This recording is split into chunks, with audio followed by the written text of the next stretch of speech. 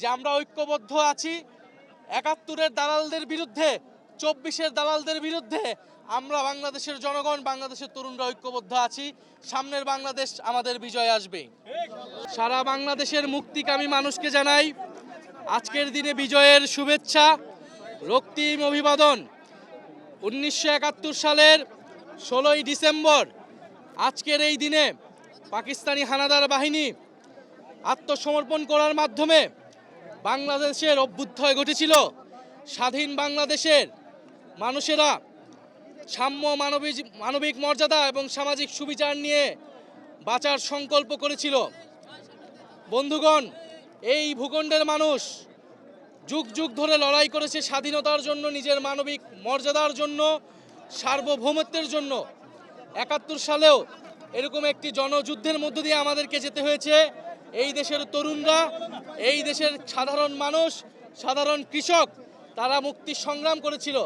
আমরা আজকের এই দিনে শ্রদ্ধার সাথে আমরা সেই সকল মুক্তিকামী মানুষদেরকে স্মরণ করি এবং আমাদের যারা শহীদ হয়েছিলেন ৭১-এর মুক্তিযুদ্ধে সেই সকল শহীদদেরকে স্মরণ করি, আমাদের বীরাঙ্গনাদেরকে আমরা স্মরণ করি। তাদের আত্মত্যাগের মাধ্যমে আমরা এই স্বাধীন ভূখণ্ড পেয়েছিলাম। আমরা স্বাধীন ভূখণ্ড পেলেও গত ৫৪ বছরের ইতিহাসে আমরা দেখেছি বাংলাদেশের জনগণের সাথে বারবার প্রতারণা করা হয়েছিল।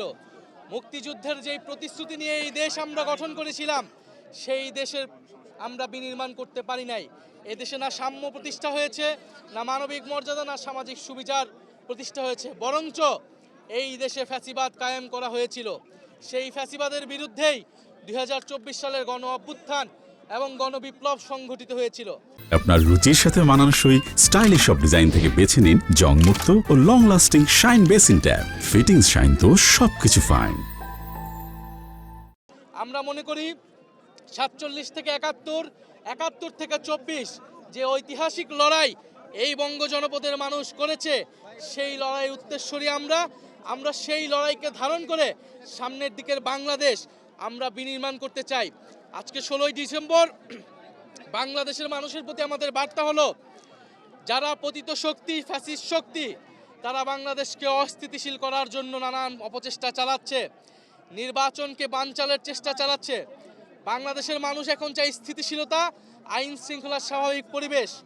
আমরা সরকারের প্রতি বারবার বলেছি, ওসমান হাদিকে যারা হত্যা করেছে, তাদেরকে যারা হত্যার চেষ্টা করেছে, গুলি চালিয়েছে, তাদেরকে এখনো গ্রেফতার করতে পারে নাই এই সরকার।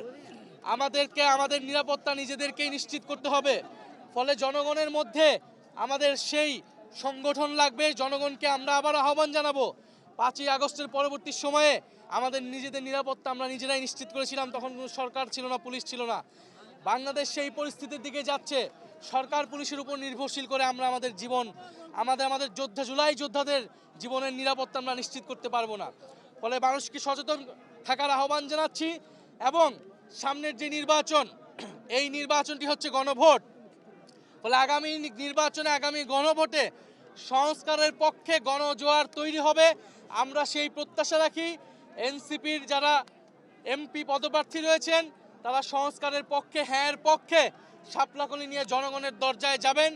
আমরা সংস্কারের পথে বাংলাদেশকে এগিয়ে নিয়ে যাব। আমরা কখনোই বাংলাদেশকে আর ৫ই আগস্টের পূর্ববর্তী জায়গায় ফেরত নিব না। ফলে সেই নতুন বাংলাদেশের, সেই গণতন্ত্র প্রতিষ্ঠার এবং ভবিষ্যৎমুখী রাজনীতির প্রত্যয় আজকের এই বিজয় আমরা রাখছি। এবং বাংলাদেশের জনগণের প্রতি আমাদের এই আহ্বান থাকবে যে আমরা ঐক্যবদ্ধ আছি ৭১-এর দালালদের বিরুদ্ধে, ২৪-এর দালালদের বিরুদ্ধে। আমরা বাংলাদেশের জনগণ, বাংলাদেশের তরুণরা ঐক্যবদ্ধ আছি। সামনের বাংলাদেশ আমাদের বিজয় আসবে।